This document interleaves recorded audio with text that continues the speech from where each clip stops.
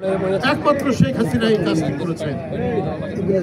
এখন আমরা দেখছি ডক্টর ইউনূস সাহেবের আমল। আমরা এই সরকারের সময় আমরা আমাদের স্বাধীনতা, সার্বভৌমত্ব, আমাদের সব কিছুকে আমরা মজবুত রাখি। বিদেশি কোম্পানির সাথে নানা বিষয়ে, নানা সেক্টরে আমাদের চুক্তি হতে পারে আমাদের দেশের উন্নয়ন, উৎপাদনের জন্য যেটা, কিন্তু দেশের সার্বভৌমত্ব, নিরাপত্তা, এটাকে দুর্বল করে তো চুক্তি হতে পারে। শেখ হাসিনা চুক্তির শর্তগুলা বাংলাদেশের মানুষকে জানাতেন না। এখন যদি সেই পরিস্থিতি চলে আসে, চট্টগ্রাম বন্দর নাকি বিদেশি অপারেটরদের হাতে দেওয়া, কাদেরকে দিবেন? আচ্ছা, তার সেটা নয় জানলাম, সেই কিভাবে সেই শর্তগুলো দেওয়া হবে যত মানুষ। আর এই সমস্ত বন্দর, নদী বন্দর, সমুদ্র বন্দর যদি ক্রমান্বয়ে বিদেশিদের হাতে যেতে থাকে, তাহলেও তো এটা নিরাপত্তার প্রশ্ন, তাহলেও তো এটা দেশের স্বাধীনতা সার্বভৌমত্ব। ডক্টর ইউনূস সাহেবকে এটা অবশ্যই বিবেচনায় নিতে হবে। শেখ হাসিনা যা যা করেছেন দেশের স্বার্থের বিরুদ্ধে, জনগণের স্বার্থের বিরুদ্ধে করেছেন, যার কারণে মানুষ মনে করেছে একটা সময় তাদের পিঠ দেওয়ালে ঠেকে গেছে।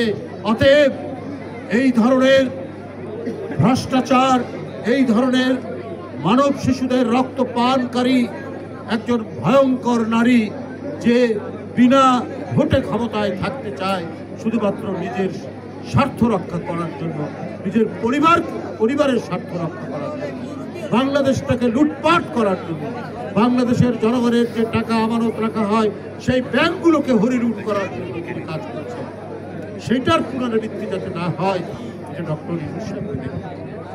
বিদেশিদের সাথে চুক্তির ক্ষেত্রেও দেশের নিরাপত্তা, ভবিষ্যতের নিরাপত্তা, কত তো কাজ বাকি আছে। আপনারা প্রায় 1 বছরের কয়েক মাস বেশি হয়ে গেল, মানুষ যেটাতে আক্রান্ত হচ্ছে, আপনার তো নজর সেই দিকে থাকা উচিত। হাসিনার মতো কোনো চুক্তি করার জন্য তো মানুষ এখানে আপনাকে বসে। মানুষ চায় তার যে কর্মসংস্থানের অভাব দেখা দিয়েছে, সেই কর্মসংস্থান যাতে হয়। মানুষ চায় পানির সরবরাহ যাতে নিশ্চিত থাকে, খাবার পানি।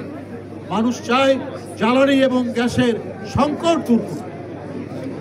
আপনি এইসব দিকগুলো না দেখে যদি ওই দিকে আপনার নজর থাকে, তাহলে তো দেশের জনগণ এটিকে ভালো মতো এবং ভালোভাবে বিষয়গুলো নেবে না। দোয়া করেন, তারেক রহমানের জন্য দোয়া করেন, খালেদা জিয়ার জন্য দোয়া করেন। আমি আসছি।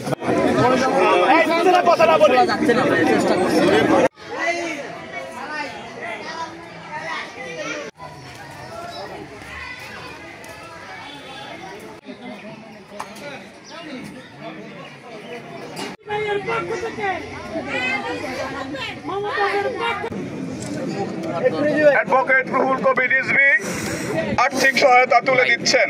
সঙ্গে রয়েছে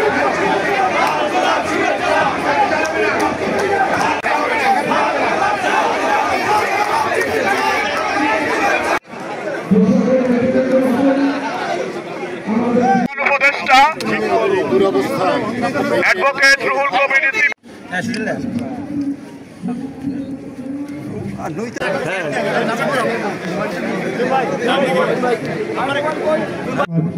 জনগণকে খুঁজে পায়নি, খুঁজে পেয়েছেন 13,000 কিলোমিটার দূরে।